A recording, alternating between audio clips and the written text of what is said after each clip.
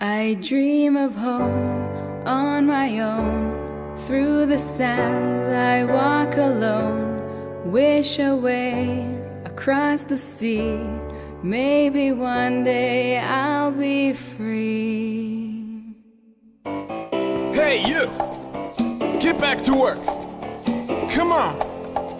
Let me hear you! I've been building these pyramids for hundreds of years, and I'm like, forget you. And all these chains on my back, they just bring me to tears, and I'm like, forget you. And I ain't who said, if I was free, you think I'd still be here? Well, you sure got some chutzpah. And since you give me no rest, I'll be off on my quest. Well, forget you. Sorry that I'm in a hurry, but that don't mean I can't bake my bread. Yeah, you're just hummus, but I'm spur of matzah. Think I'll be on my way instead. Me and my crew, we've had enough of you. You're going somewhere bad. Well, be sure to pack your swag. Oh, I've got some news for you. Yeah, you messing with the children of Israel. I've been building these pyramids for hundreds of years, and I'm like, forget you. And all these chains on my back, they just bring me to tears, and I'm like, forget you. And Shut the back of shop!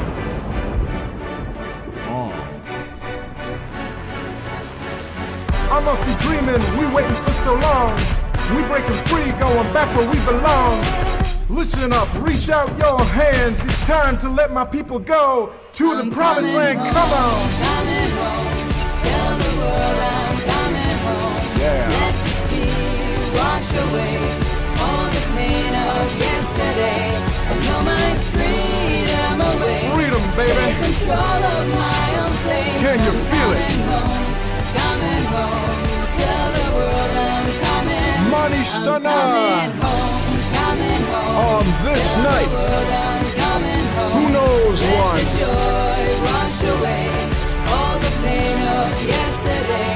I know my freedom awaits. Thank God Almighty, we are free at last. Can you feel it? Tell the world I'm coming home.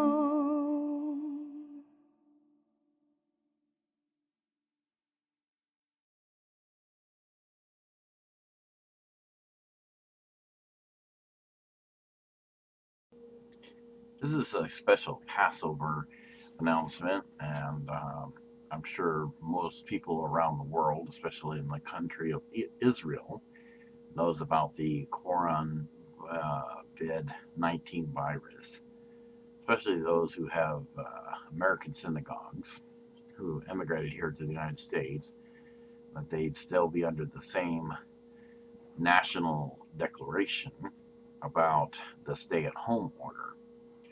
So until then, this would be a presentation not to cause any reason for insult or offense to them, but also to educate people what Passover actually is. So this is a special presentation to recognize Passover for this Wednesday.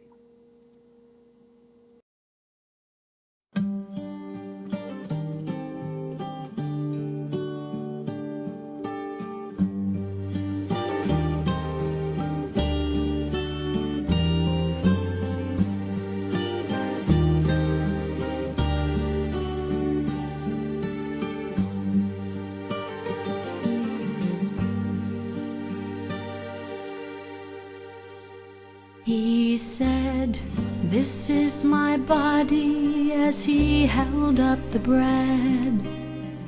"Each time you eat of it, remember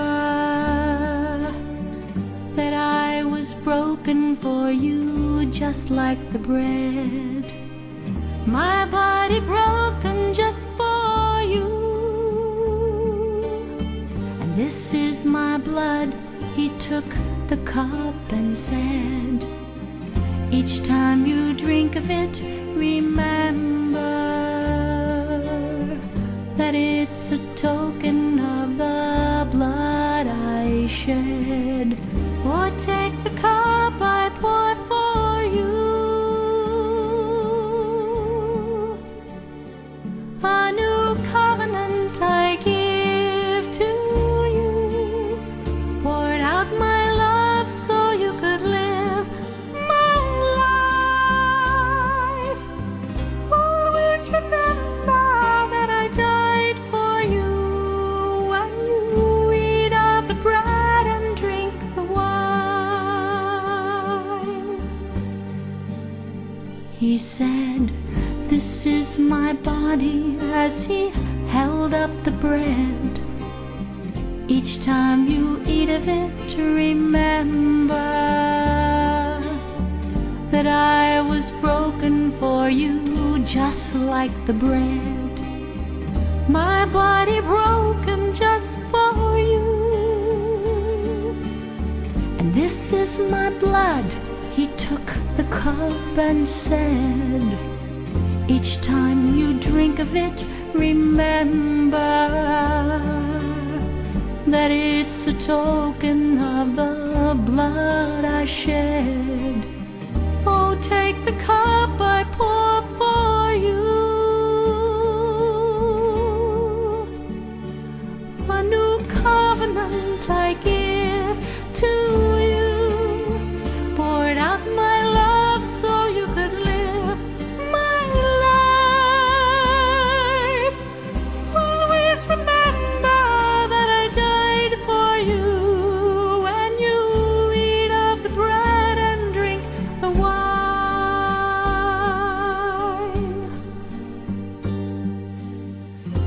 For I am the Passover lamb, the one prophesied.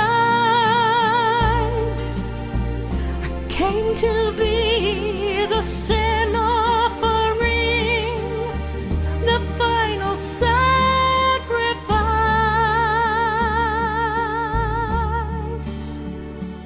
The new covenant I give to you, poured out my love so you could live my life.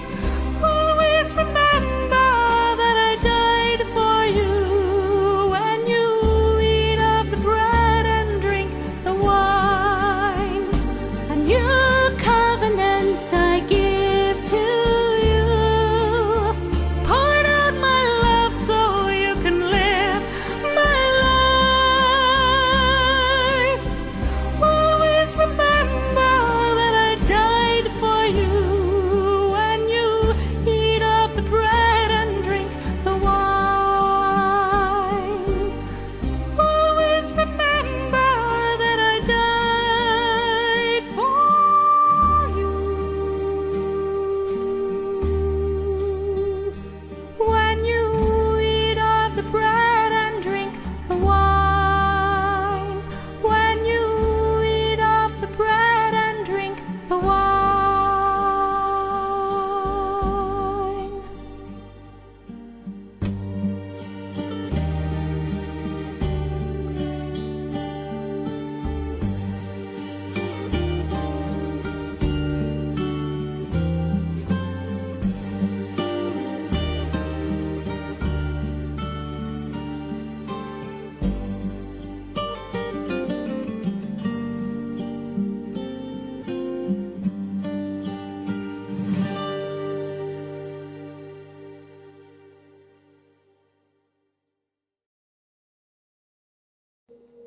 So when does Passover actually begin? Well, it's similar to that of keeping the Sabbath day. Passover begins April 8th, 2020 this year at sunset. And of course, it will end on April 16th, 2020 at sunrise. There is a significance as to why sunset and sunrise is counted as their time for each day, even backed by scripture.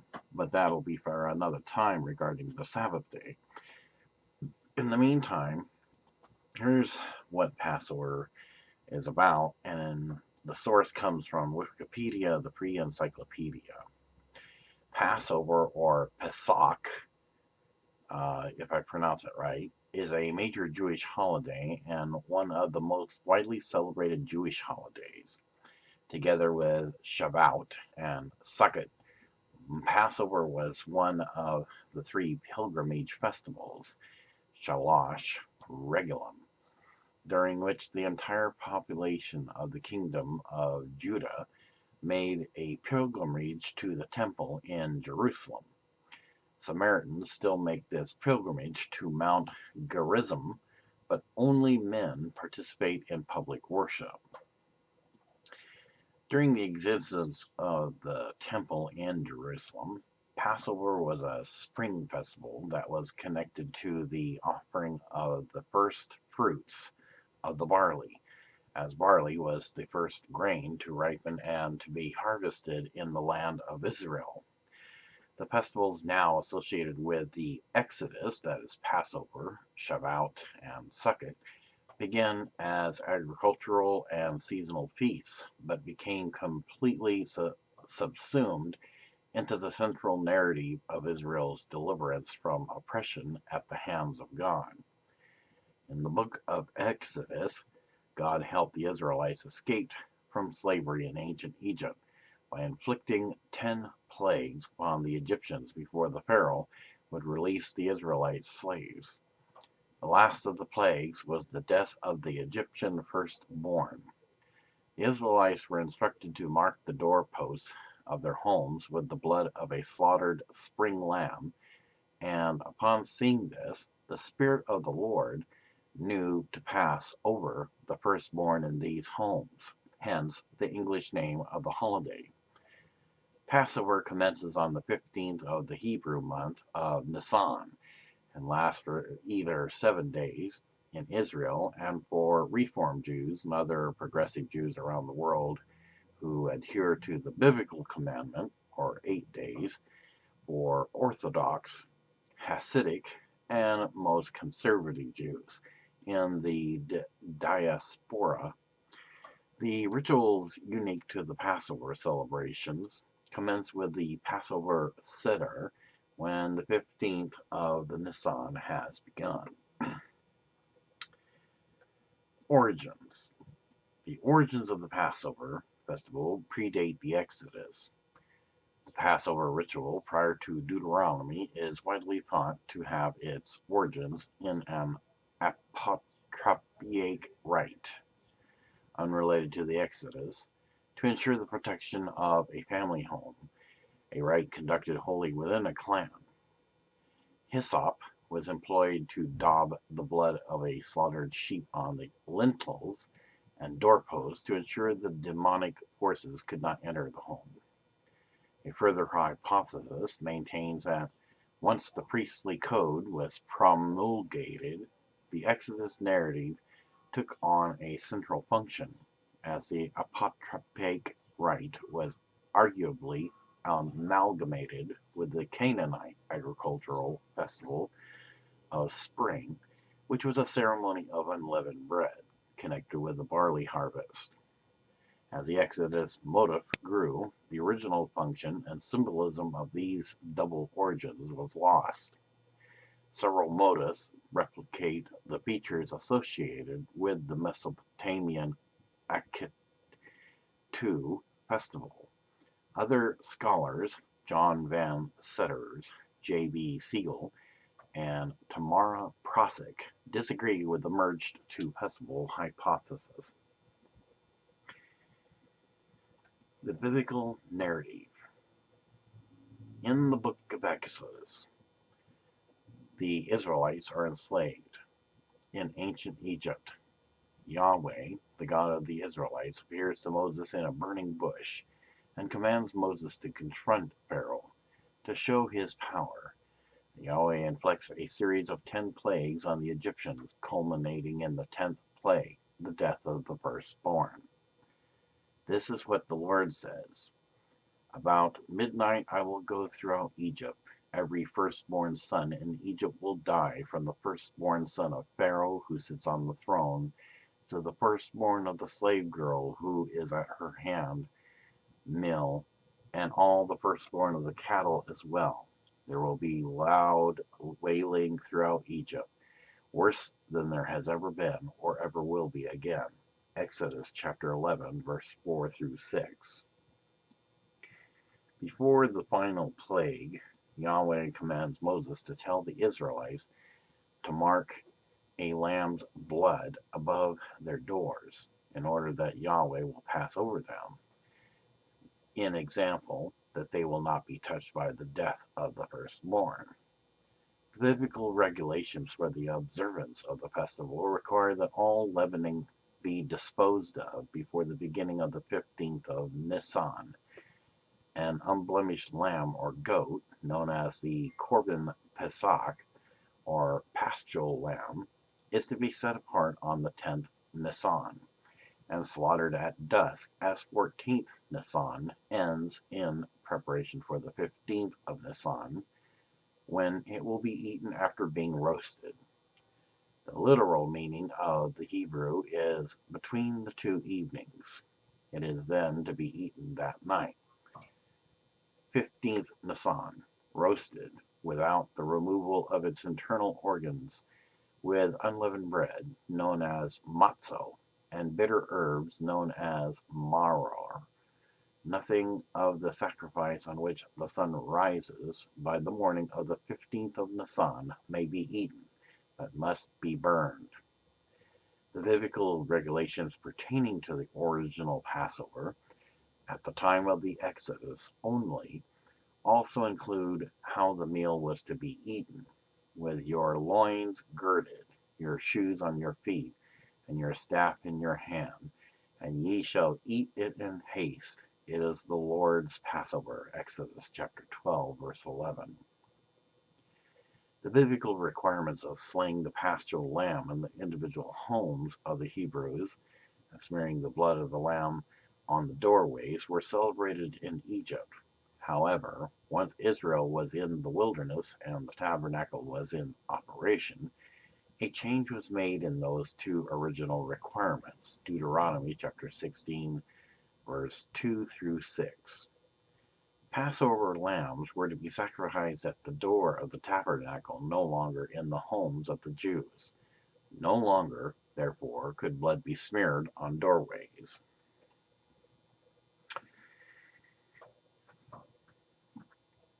Other biblical mentions, called the Festival of the Matzo, Hebrew, Hag HaMatzah. In the Hebrew Bible, the commandment to keep Passover is recorded in the book of Leviticus. In the first month, on the 14th day of the month at dusk, is the Lord's Passover. And on the 15th day of the same month is the feast of unleavened bread unto the Lord. 7 days ye shall eat unleavened bread. And the first day ye shall have a holy convocation. Ye shall do no manner of servile work. And ye shall bring an offering made by fire unto the Lord 7 days. And the 7th day is a holy convocation. Ye shall do no manner of servile work. Leviticus chapter 23, verse 5 through 8. The sacrifices may be performed only in a specific place prescribed by God for Judaism, Jerusalem, and for Samaritans, Mount Gerizim. The biblical commandments concerning the Passover and the Feast of Unleavened Bread stress the importance of remembering. Exodus chapter 12, verse 14 commands in reference to God's sparing of the firstborn from the 10th plague, and this day shall be unto you for a memorial, and ye shall keep it a feast to the Lord. Throughout your generations ye shall keep it a feast by an ordinance forever. Exodus chapter 13, verse 3 repeats the command to remember.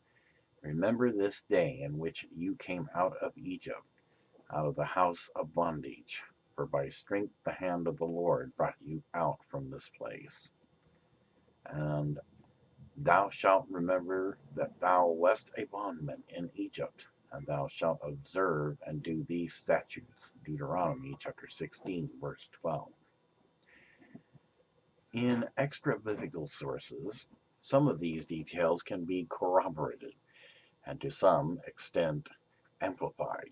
In extra biblical sources, the removal or sealing up of the leaven is referred to in the Elephantine Papyri, an Aramaic papyrus from 5th century BC.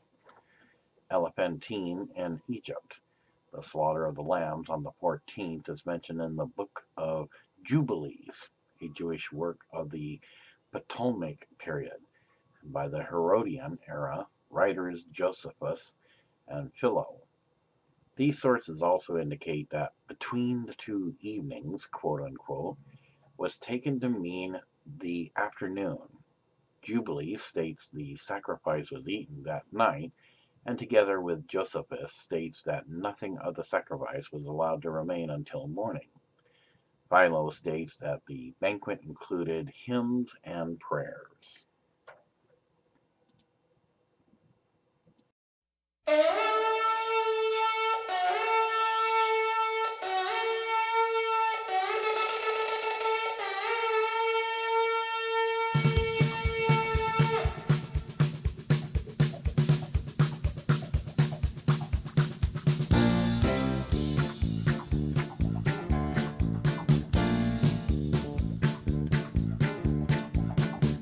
Yeshua, you came unto our fathers. Yeshua, you came to us alone. Yeshua, the lost sheep of Israel. Yeshua, you came unto our own. Yeshua, the lost sheep of Israel. Yeshua, you came unto our own. You walked in the land of Israel. Taught us to love our Lord. You died for us in Israel.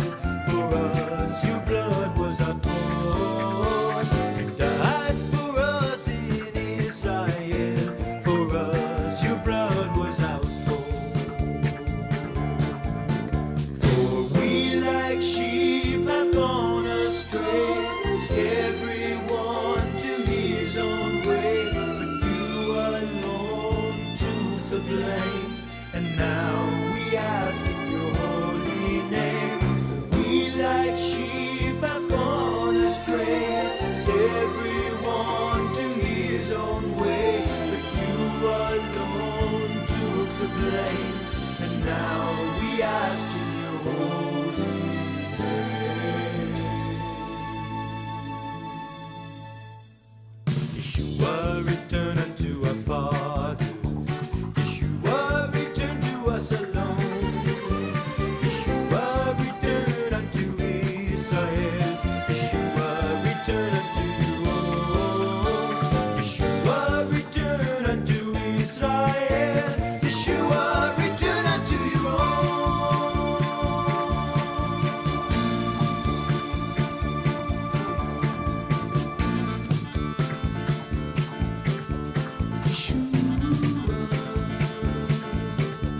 Return unto your own.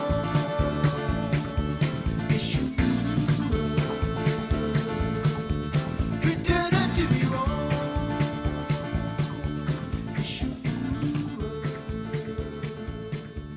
Return unto your own.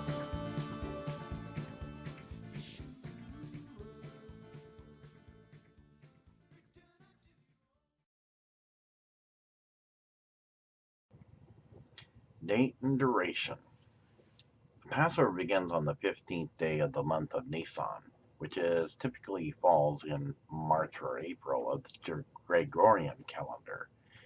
The 15th day begins in the evening after the 14th day, and the Seder meal is eaten that evening.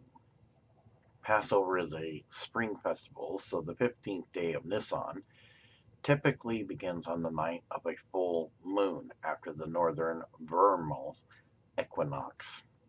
However, due to leap months falling after the vernal equinox, Passover sometimes starts on the second full moon after vernal equinox, as in 2016 AD. To ensure that Passover did not start before spring, the tradition in ancient Israel held that the first day of Nisan would not start until the barley was ripe, being the test for the onset of spring. If the barley was not ripe, or various other phenomena indicated that the spring was not yet imminent, an intercalary month, Adar the second, would be added. However, since at least the 4th century, the date has been fixed mathematically. In Israel, Passover is the seventh day holiday of the Feast of Unleavened Bread, with the first and last days celebrated as legal holidays and as holy days involving holiday meals, special prayer services, and abstention from work. The intervening days are known as Kol HaMoed, weekdays of the festival. Jews outside the land of Israel celebrate the festival for 8 days. Reformed and Reconstructionist Jews usually celebrate the holiday over 7 days. Karaites and Samaritans use different versions of the Jewish calendar, which are often out of sync with the modern Jewish calendar by 1 or 2 days. In 2009, for example, Nisan 15th on the Jewish calendar used by Rabbinic Judaism corresponds to April 11th in 2009. The Karaite and Samaritan Passovers are each 1 day long, followed by the 6-day festival of unleavened bread for a total of 7 days. Passover sacrifice. The main entity in Passover, according to Judaism, is the sacrificial lamb. During the existence of the tabernacle and later the temple in Jerusalem, the focus of the Passover festival was the Passover sacrifice, Hebrew Korban Pesach, also known as the Paschal Lamb, eaten during the Passover sit-in on the 15th of Nisan. Every family large enough to completely consume a young lamb or wild goat was required to go offer one for sacrifice at the Jewish temple on the afternoon of the 14th day of Nisan, Numbers chapter 9, verse 11, and eat it that night, which was the 15th of Nisan, Exodus chapter 12, verse 6. If the family was too small to finish eating the entire offering in one sitting, an offering was made for a group of families. The sacrifice could not be offered with anything leavened, Exodus chapter 23, verse 18. It had to be roasted without its head, feet, or inner organs being removed, Exodus chapter 12, verse 9, and eaten together with unleavened bread, known as matzo, and bitter herbs, maror. One had to be careful not to break any bones from the offering, Exodus chapter 12, verse 46, and none of the meat could be left over by morning, Exodus chapter 12, verse 10, and Exodus chapter 23, verse 18. Because of the Passover sacrifice's status as a sacred offering, the only people allowed to eat it were those who had the obligation to bring the offering. Among those who could not offer or eat the Passover lamb were an apostate, Exodus chapter 12, verse 43, a servant, Exodus chapter 12, verse 45, an uncircumcised man, Exodus chapter 12, verse 48, a person in a state of ritual impurity, except when a majority of Jews are in such a state, Pesachim 66b, and a non-Jew. The offering had to be made before a quorum of 30, Pesachim 64b. In the temple, the Levites sang Hallel when the priests performed the sacrificial service. Men and women were equally obligated regarding the offering, Pesachim 91b. Today, in the absence of the temple, when no sacrifices are offered or eaten, the mitzvah of the Korban Pesach is memorialized in the Seder Korban Pesach, a set of scriptural and rabbinic passages dealing with the Passover sacrifice, customarily recited after the Mincha, which is afternoon prayer, service on the 14th of Nisan, in the form of the zero, a symbolic food placed on the Passover Seder plate, but not eaten, which is usually a roasted shank bone or a chicken wing or neck. The eating of the afikoman substitutes for the eating of the Korban Pesach at the end of the Seder meal. Mishnah, Pesachim 119a. Many Sephardi Jews have the custom of eating lamb or goat meat during the Seder in memory of the Korban Pesach. Removing all leaven, otherwise known as shemetz. Leaven in Hebrew, shemetz, Hebrew is hametz, leavening, is made from one of excuse me, it's been dusty here. One of 5 types of grains combined with water and left to stand for more than 18 minutes. The consumption, keeping, and owning of chametz is forbidden during Passover. Yeast and fermentation are not themselves forbidden, as seen, for example, by wine, which is required, rather than merely permitted. According to halakha, the ownership of such chametz is also proscribed. Chametz does not include baking soda, baking powder, or like products. Although these are defined in English as leavening agents, the leaven by chemical reaction, not by biological fermentation.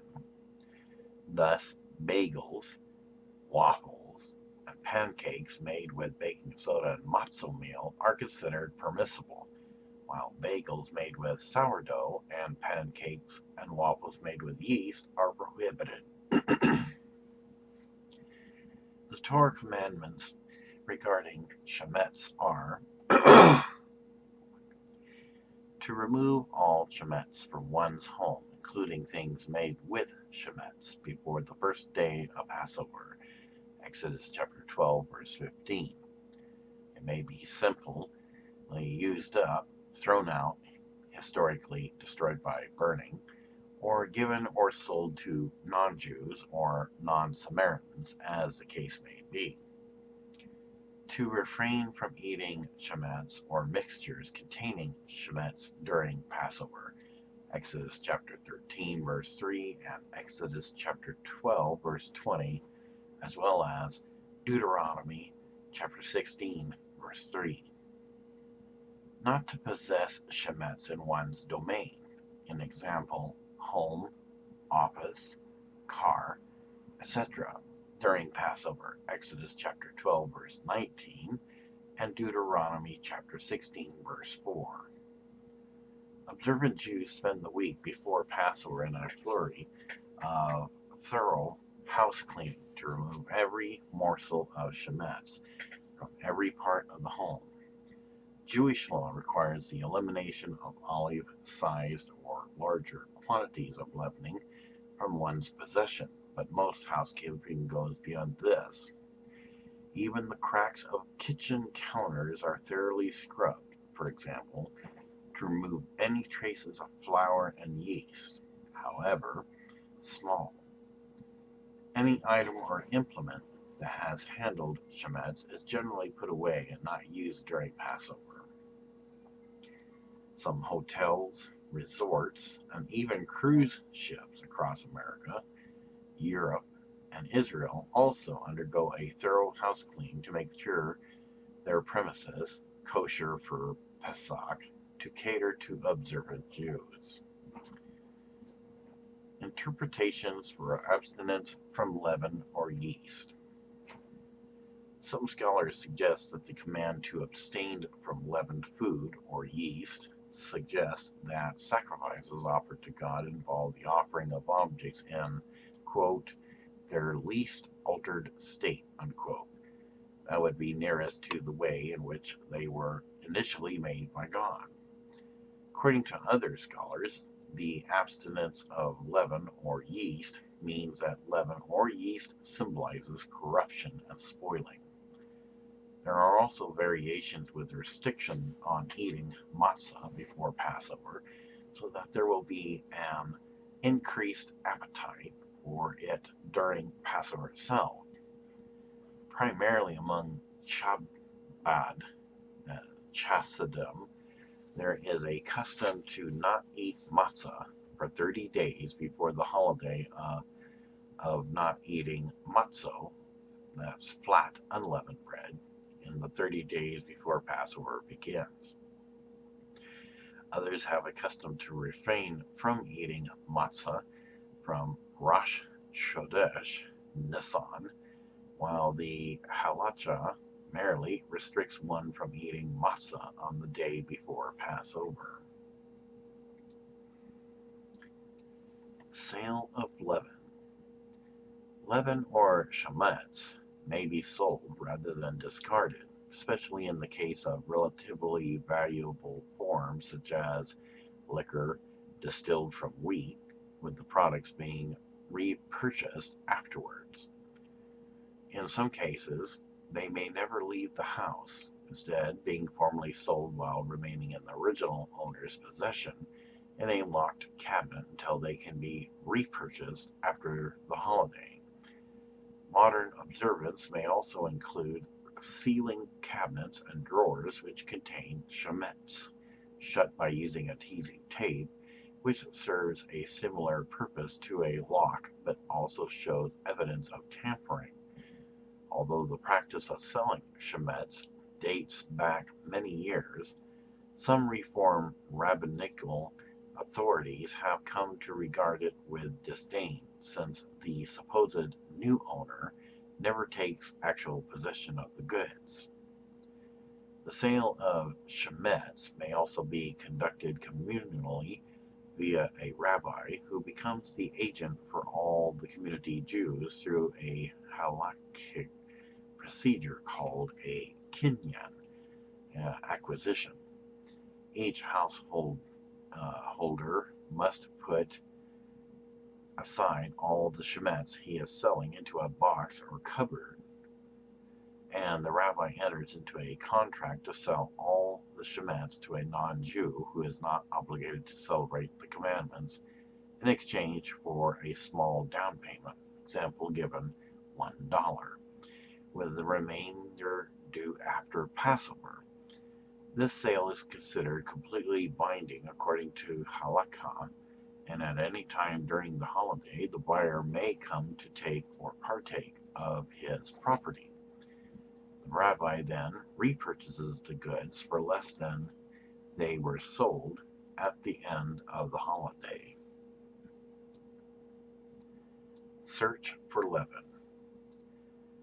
On the night of the 14th of Nisan, the night before the Passover Sidon, after nightfall, on the evening before Passover Eve, Jews do a formal search in their homes known as Bedikat Chametz for any possible remaining leaven, chametz.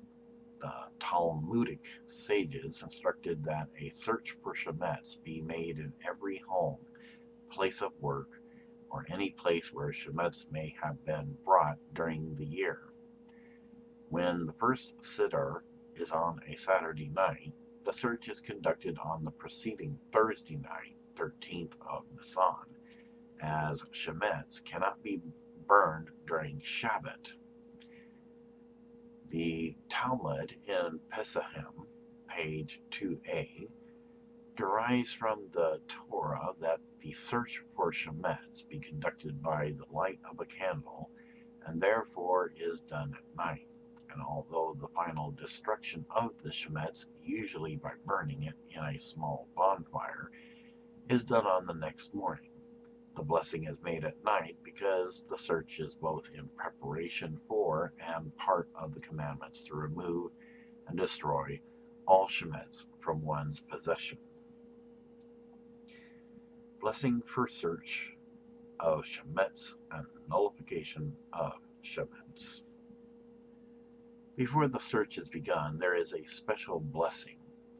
If several people or family members assist in the search, then only one person, usually the head of that family, recites the blessing, having in mind to include everyone present. Blessed are you, Hashem, our God, King of the universe, who has sanctified us with his commandments and has commanded us concerning the removal of Shemitz. The search is then usually conducted by the head of the household, joined by his family, including children, under the supervision of their parents. It is customary to turn off the lights and conduct the search by candlelight, using a feather and a wooden spoon. Candlelight effectively illuminates corners without casting shadows. The feather can dust crumbs out of their hiding places, and the wooden spoon, which collects the crumbs, can be burned the next day with the shemitz. However, most contemporary Jewish Orthodox authorities permit using a flashlight, while some strongly encourage it due to the danger coupled with using a candle. Because the house is assumed to have been thoroughly cleaned by the night before Passover, there is some concern that making a blessing over the search for shemitz will be in vain. Bracha ivatala, if nothing is found. Thus, 10 morsels of bread or cereal smaller than the size of an olive are traditionally hidden throughout the house in order to ensure that some shemitz will be found. Upon conclusion of the search, with all the small pieces safely wrapped up and put in one bag or place, to be burned to the next morning, the following is said. Any shemitz or leaven that is in my possession which I have not seen and have not removed and do not know about should be annulled and become ownerless like the dust of the earth. The original declaration, as recited in Aramaic, unfortunately, I cannot pronounce. Morning of the 14th of Nisan. Note that if the 14th of Nisan is Shabbat, many of the below will be celebrated on the 13th instead due to restrictions in place during Shabbat. Fast of the Firstborn. On the day preceding the first Passover, Sadar, or on Thursday morning preceding the Sadar, when the first Sadar falls on Motzei Shabbat, firstborn sons are commanded to celebrate the Fast of the Firstborn, which commemorates the salvation of the Hebrew firstborns. According to Exodus chapter 12, verse 29, God struck down all Egyptian firstborns, while the Israelites were not affected.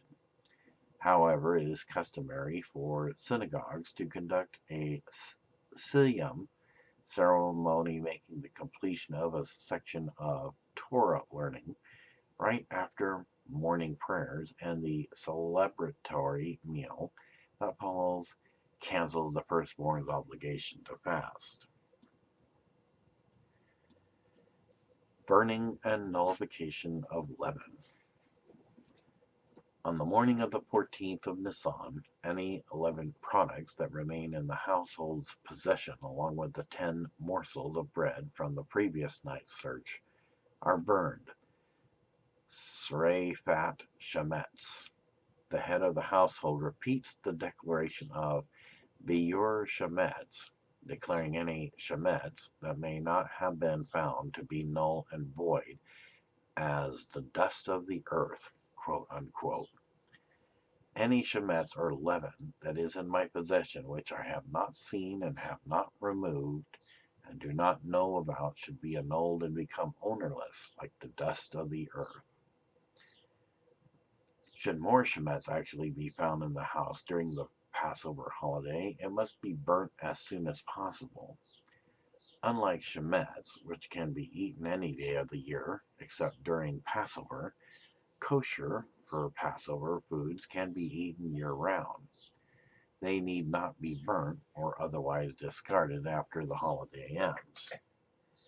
The historic paschal lamb, that is Passover sacrifice, Korban Pesach, has not been brought following the Romans' destruction of the Second Jewish Temple approximately 2,000 years ago, and it is therefore still not part of the modern Jewish holiday. However, the paschal lamb is still a principal feature of Falasha, Karaite, and Samaritan observance. In the times when the Jewish temples stood, the lamb was slaughtered and cooked on the evening of Passover and was completely consumed before the morning, as described in Exodus chapter 12, verse 3 through 11. Separate kosher for Passover utensils and dishes.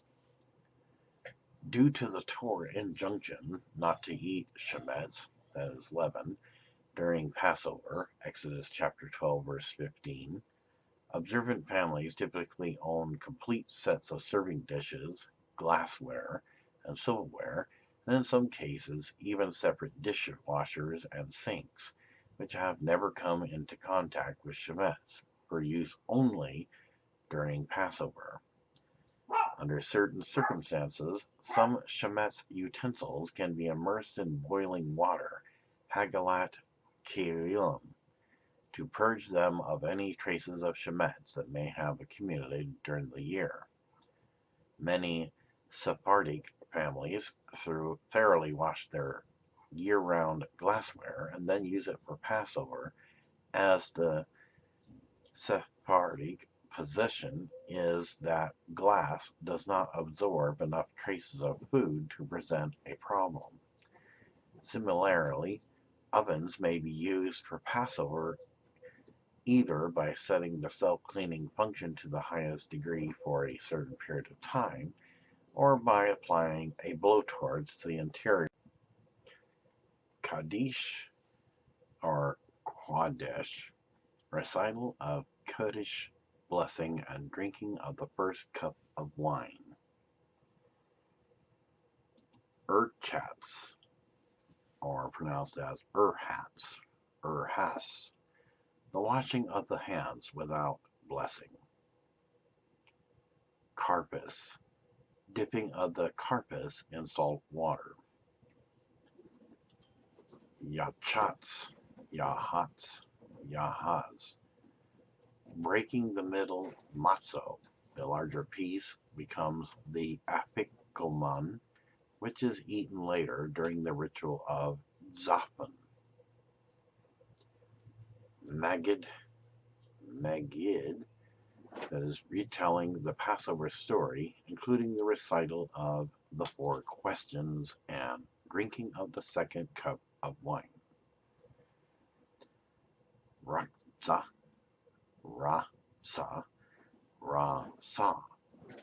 second washing of the hands with blessing.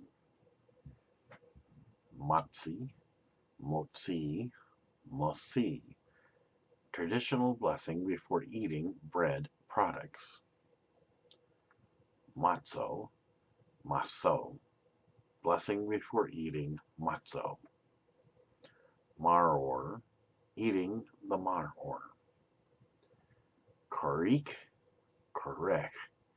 eating of a sandwich made of matzo and maror. Sholchan Orik, lit, set table, the serving of the holiday meal. Zafan, eating of the afikoman. Barek, blessing after the meal and drinking of the third cup of wine. Halal, recital of the halal traditionally recited on festivals, drinking of the fourth cup of wine. Nirtza, Nirza. Conclusion. These 15 parts parallel the 15 steps in the Temple of Jerusalem on which the Levites stood during temple services, and which were memorialized in the 15 Psalms, number 120 through 134, known as Shir Hamai. Shir Hamalah, Songs of Ascent. The Siddur is replete with questions, answers, and unusual practices. Example given, the recital of Kiddush, which is not immediately followed by the blessing over bread, which is a traditional procedure for all other holiday meals, to arouse the interest and curiosity of the children at the table. The children are also rewarded with nuts and candies when they ask questions and participate in the discussion of the Exodus and its aftermath. Likewise, they are encouraged to search for the afikoman, the piece of matzah, which is the last thing eaten at the Siddur. Audience participation and interaction is the rule, and many families' Siddars last long into the night with animated discussions and much singing. The Siddar concludes with additional songs of praise and faith printed in the Haggadah, including Chad Gadya, one little kid or one little goat.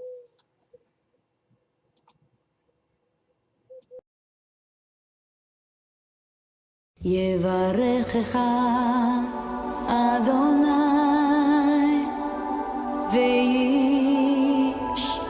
וישמרך, יאר אדוני פניו